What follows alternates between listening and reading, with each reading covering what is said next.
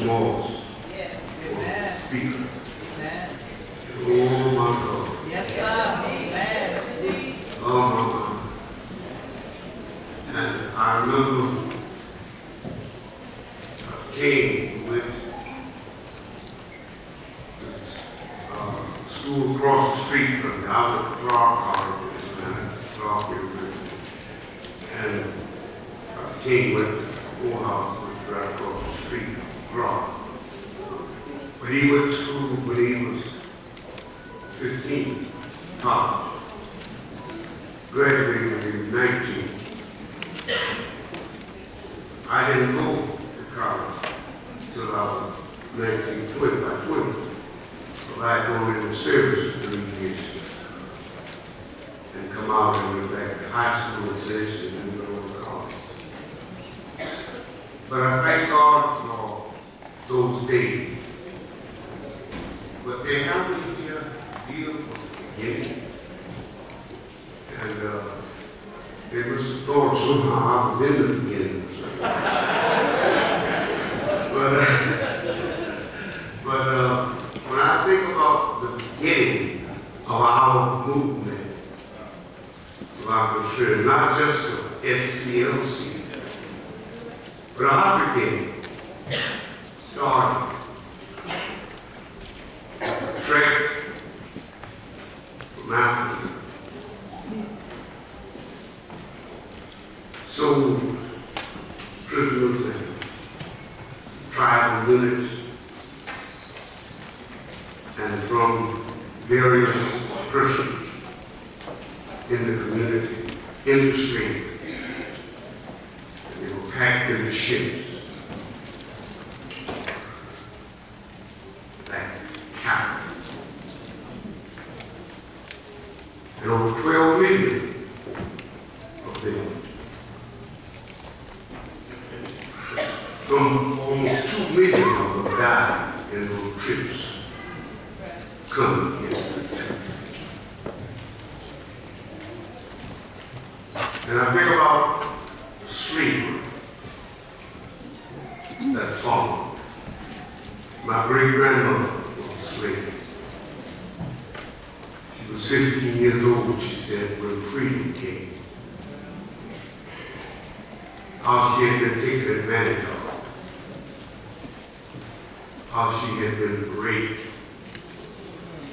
And her father was concerned. And they beat him for even objecting to what had been done. Those things happen to our people. And many of us today act like nothing ever happened.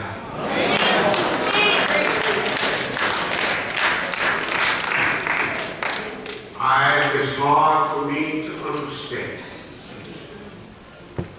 how you can enjoy the things that you enjoy today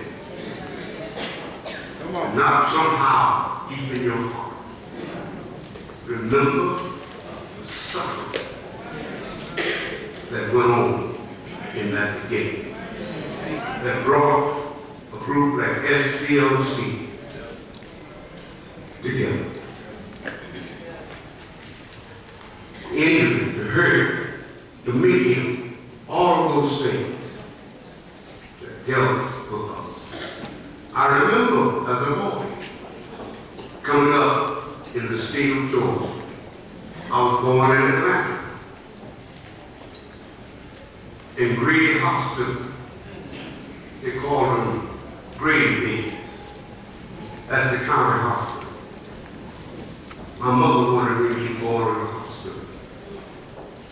She went to Atlanta so I could be born in a hospital. And after I was born, soon after she went back to the little town of Eagle, Georgia. There I was raised. And as a boy growing up, I had to call every white man minister. And even a boy, 12 years old, I almost had to say minister.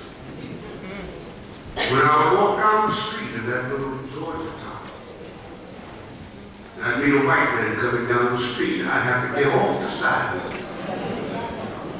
and let him pass by.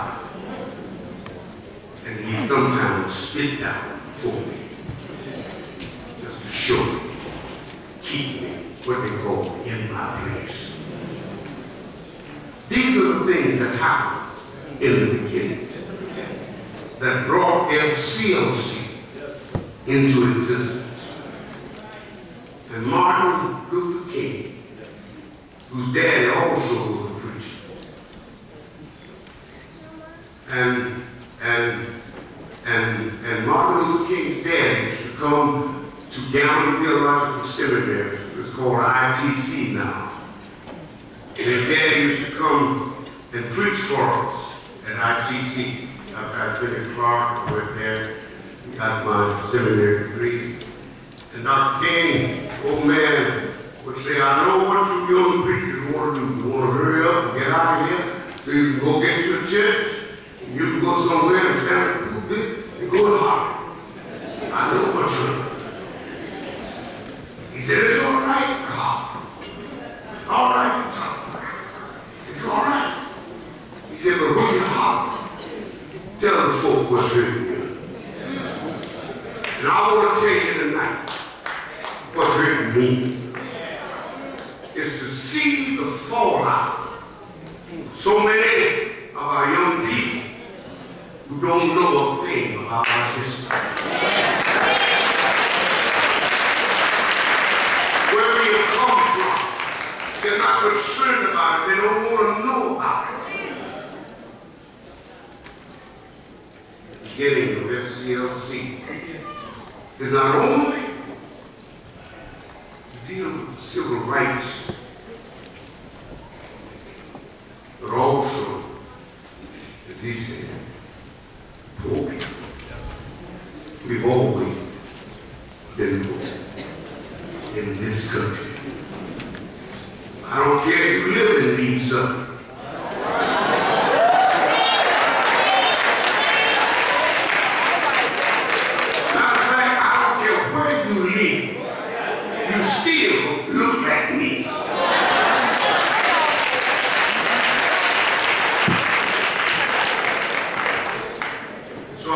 Say to us, the FCLC movement, as I think about this brother here, I like to call him by his first name, but I really came hard to remember the first name. I want to fuzz it so much. But Dr. Thompson and Nelson, Nelson, further Thompson, that in bringing this group together of FCLC, I'm so happy. And look at it tonight. Look at it tonight. The people still coming. Still coming. And the beginning is, in this beginning, let this not be just a coming together. Let this be a going out together. And let us go out doing something together. I am sick and tired of being sick and tired of organizations doing something all over the city by themselves. And none of us can seem to come together to do one thing together. If we wanted to change the city council mind, I declare, I don't care what you say. If 1,000 of us showed up down there, something would change, something would happen. Somebody would go talk. But we don't want to do anything together. Well, that's not true. And you know, the Baptist preacher closes about 5 or 6 times. But I'm closing now. I just want to say to you that we need to create a vision of the possible. Create a vision of the possible. thing we need to do is to refocus on our priority. What is priority with us? And second thing is redirect our energies toward that priority.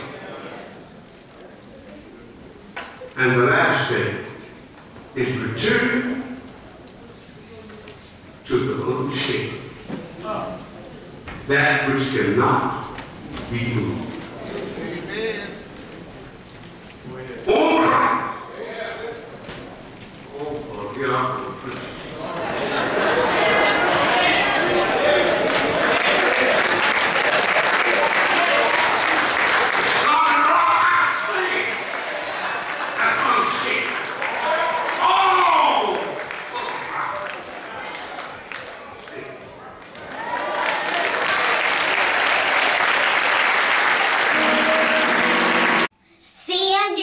You to always remember, the victory we call success goes to the best prepared. When you invest in your community, you are really just investing in yourself. Thanks.